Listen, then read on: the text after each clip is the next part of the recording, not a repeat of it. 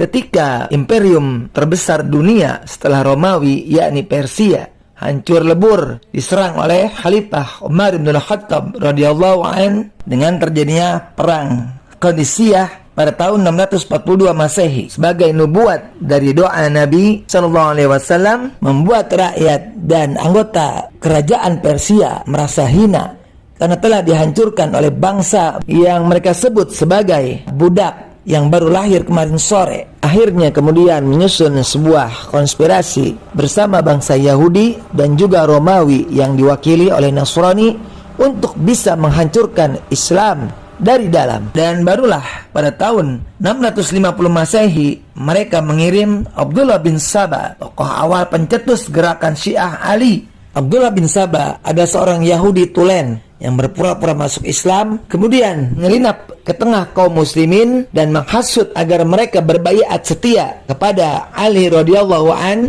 yang kemudian mengadu domba antar sesama muslim agar Khalifah Utsman bin Affan segera diturunkan, karena Ali lah yang lebih berhak menjadi khalifah setelah Umar bin Khattab. Hingga akhirnya qadarullah, syahidlah Utsman bin Affan radhiyallahu an pada tahun 656 Masehi. Demikianlah awal mula kemunculan kaum Syiah lanatullah yang berpura-pura sebagai pendukung Ali dengan jalan menebar fitnah dan adu domba ke tengah kaum muslimin. Dan gerakan Sabaiyah inilah yang memunculkan juga gerakan yang muncul di zaman Khalifah Utsman bin Affan radhiyallahu an, yakni gerakan kaum Khawarij. Kemudian semakin lama gerakan Sabaiyah atau Syiah Ali semakin menyebarkan kemunkaran dan akidah yang sesat di tengah kaum muslimin hingga ke taraf menuhankan Sayyidina Ali radhiyallahu an. Hingga akhirnya mereka pun, Ibnu Syabah dan kelompoknya, pengikutnya, diusir dari negeri muslim, diasingkan dan tidak boleh kembali ke tengah kaum muslimin. Dan karena konspirasi jahat mereka dengan memunculkan Syiah telah diketahui kemunkarannya oleh kaum muslimin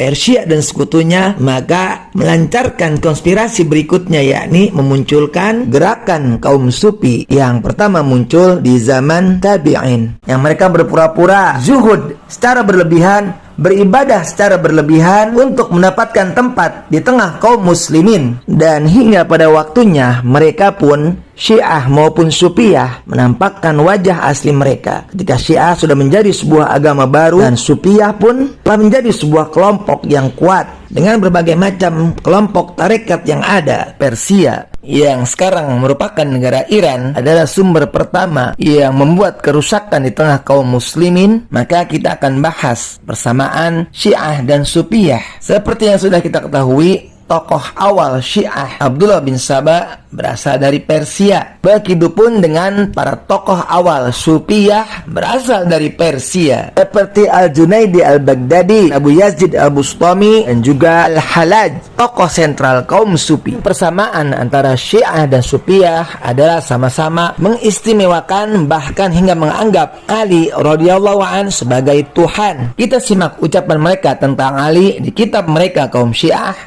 Para nabi dan rasul diutus untuk menetapkan kepemimpinan Ali. Ali akan masuk surga sebelum para nabi. Ali adalah penanggung jawab surga dan neraka. Na'udzubillah, summa na'udzubillah min dzalik. Kitab Al-Asrar wal Wilayah. Dan apa kata tokoh kaum Sufi di kitab Al-Luma, kitab induk kaum Sufi karya Abu Nasr Siraj At-Tusi, Az-Zunaidi Al-Baghdadi berkata, Ali memiliki keistimewaan yang tidak dimiliki sahabat lainnya. Dia diberi ilmu hikmah dan karamah dan memahami ma'rifat yang mana kaum hakikat Sufiyah telah mengambil darinya. Kemudian Ibnu Arabi, gembong Sufi, di kitabnya Futuhat Al-Makkiyah yang katanya didiktekan langsung oleh Allah, dia mengatakan Ali telah diajarkan ilmu rahasia yang tidak dimiliki siapapun, baik itu malaikat Jibril dan juga Mikail, yakni ilmu laduni oleh Nabi Khidir. Dan juga Ali lah yang pertama sekali mengajarkan zikir rahasia. Kesamaan kedua, yakni adanya ilmu zahir dan ilmu batin. Di kitab Al-Luma karya tokoh Sufi Siraj At-Tusi, ia berkata, ilmu itu terdiri dari zahir dan batin, dan ilmu batin adalah kebenaran yang hakiki yang merupakan ilmunya kaum Sufi. Al-Quran, hadis dan Islam pun memiliki makna zahir dan batin. Dan apa kata ulama besar Syiah Al-Kulaini di kitabnya Usulul Kafi, dia berkata, Ilmu zahir adalah syariat dan ilmu batin adalah hakikat. Maka dakwahnya para nabi adalah bagian yang zahir dan bagian yang hakikat bagian para wali. Keyakinan akan adanya ilmu zahir dan batin ini sangat diyakini oleh sebagian saudara kita Asy'ariyah Kullabiyah yang bertasawuf. Bahkan oleh orang awam sekalipun mereka sangat yakin adanya ilmu zahir dan batin. Namun tidak bagi kami yang mengikuti akidah salaf Ahlussunnah wal Jamaah yang sebenarnya. Kesamaan Syiah dan Sufiyah yang ketiga tentang kewalian. Menurut agama Syiah masih di kitab induk mereka Ushulul Kafi karya Al-Kulaini, para imam maupun wali lebih utama dari para nabi dan rasul karena Allah selalu datang berbicara langsung tanpa hijab dengan para imam dan wali kami, hingga para imam dan wali kami bisa mengetahui apa rahasia yang ada di langit dan di bumi yang akan terjadi hingga kiamat nanti. Dan apa kata Sufi Ibnu Arabi di kitabnya Futuhat Makkiyah, para wali kutub lebih utama dari para nabi dan rasul karena nabi ketika Mi'raj bertemu Tuhannya di langit dan berbicara terhalang hijab, sedangkan para wali ketika Mi'raj ke langit berbicara langsung dengan Allah tanpa hijab. Coba kita perhatikan dan pahami, mereka agama Syiah maupun Sufiyah sama-sama mengagungkan para wali mereka dibandingkan para nabi dan rasul. Dan ini mengingatkan kita tentang akidah para Sufiyah Habib Yaman yang mengatakan para wali mereka bisa mi'raj sehari 70 kali. Itulah kenapa cerita halu atau dongeng-dongeng khurafat dari kaum Syiah dan Sufiyah sangat gencar dan masih dikisahkan oleh mereka para tokoh agama Syiah maupun Sufiyah di kitab-kitab mereka dengan dalih karomah. Ini memang sengaja mereka lakukan agar mudah tersebar dan tertanam keyakinan dusta tersebut di tengah-tengah kaum muslimin. Kan hanya sekedar berdongeng dusta, halu, tahayul, khurafat tentang kehebatan tokoh-tokoh wali mereka. Berdusta atas nabi pun dengan membuat-buat hadis palsu mereka berani, karena tercatat di dalam sejarah dan fakta yang tidak terbantahkan bahwasannya membuat hadis-hadis palsu adalah Syiah dan Sufiyah. Tujuan hakikat mereka sebenarnya merusak Islam dari dalam akidahnya dan melecehkan Nabi kita yang mulia Sallallahu Alaihi Wasallam. Yang keempat, tingkatan para wali. Apa menurut ulama Syiah? Disebutkan oleh Al-Majlisi, ulama Syiah di kitabnya Biharul Anwar. Tingkatan para wali di kalangan kami terdiri dari Asy-Syabiq, At-Ta'ali, An-Natiq, Al-Asas, Al-Had, Al-A'immah, Al-Azniha, Al-Huzzaz, dan An-Nuqaba. Lalu apa kata ulama Sufiyah? Al-Haduwiri atau Ali Al-Hujwiri adalah ulama Sufiyah yang dikenal sebagai penulis kitab tentang tasawuf dengan bahasa Persia. Kitabnya yang diberi judul Kashful Majhub, penyingkapan yang terhijab. Dia berkata, para wali kalangan kami kaum Sufi memiliki tingkatan berbeda-beda. Al-Abdal, Al-Aqtab, Al-Autad, Al-Urafa, Al-Nujaba, Al-Nuqaba, Al-Gaut, dan As-Sultan. Mereka sama-sama memiliki tingkatan-tingkatan para wali.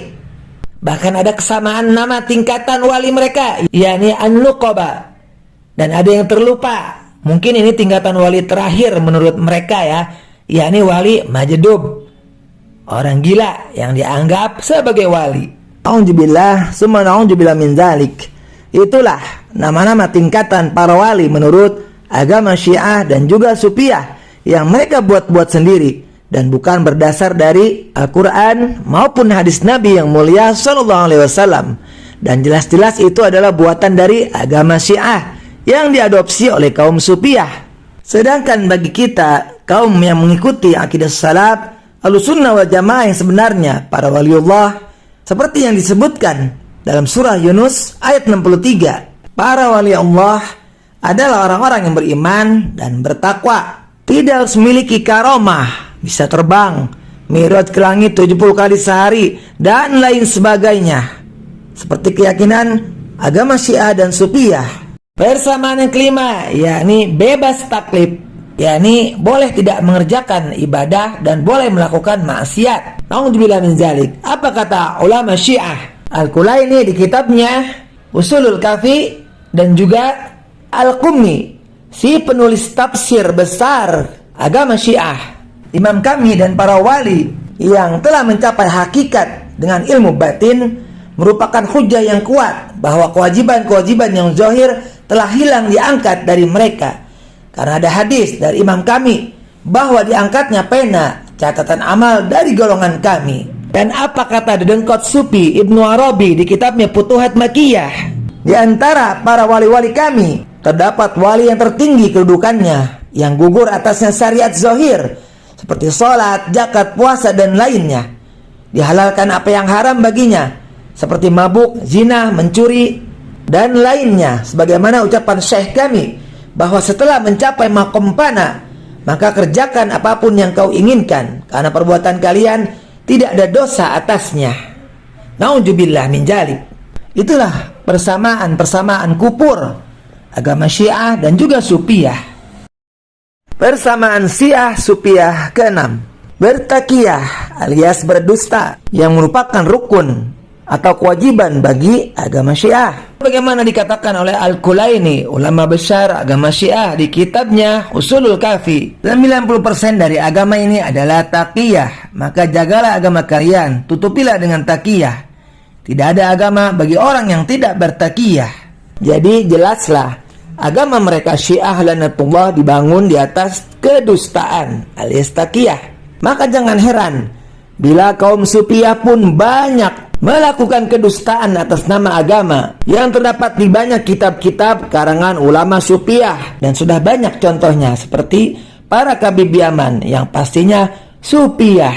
Dan masih banyak lagi persamaan agama Syiah dengan Sufiyah, seperti yang banyak kita saksikan fakta yang ada di sekitar kita, seperti membangun dengan megah kuburan-kuburan, berdoa, beristighosa, meminta kepada ahli kubur, entah itu kepada para ulama, pada kiai, syekh, mursyid, atau para tokoh yang mereka anggap sebagai wali.